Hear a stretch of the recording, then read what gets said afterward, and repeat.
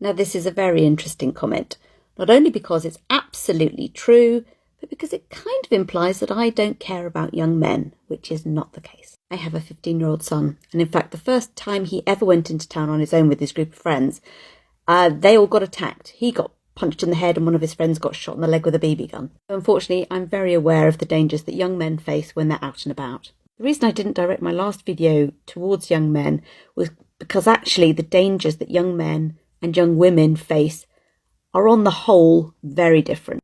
Here we have a creepy guy and a young woman. He could have been following her around for half an hour. We don't know as onlookers and passers-by. We can't really see anything happening. He may grab her. It could be a domestic. We don't want to get involved.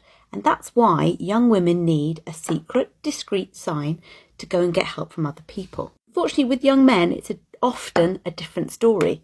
It's very obvious. And the violence of it makes people stay clear. So although there may be a situation where a young man has been in a fight, he manages to get away and he needs to find help, then the symbols for help and help me may be appropriate in that situation. But if he's getting the shit kicked out of him, this isn't going to help. So what can we do as onlookers and members of the community do to support these young men when they get in trouble? So I found this thing called the 5Ds from a US organisation that could be quite useful, in fact, for helping protect anybody that's experiencing a violent attack. The first one is distract.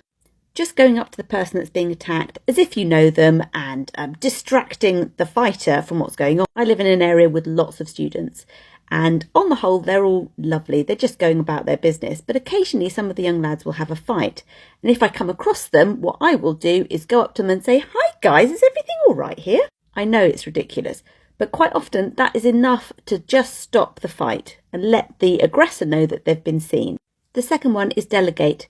If you're on your own, try and find a massive guy and see if they can come and help break up the fight, or somebody in authority. Record what's going on, make lists, time, date, so that they can verify their version of events after it's happened if they need to press charges. Debrief. This just means hanging around if you can't get involved, waiting for the fight to be over so that you can go up to that person, support them, call the police, call an ambulance, whatever you can, just to let them know that they're not on their own.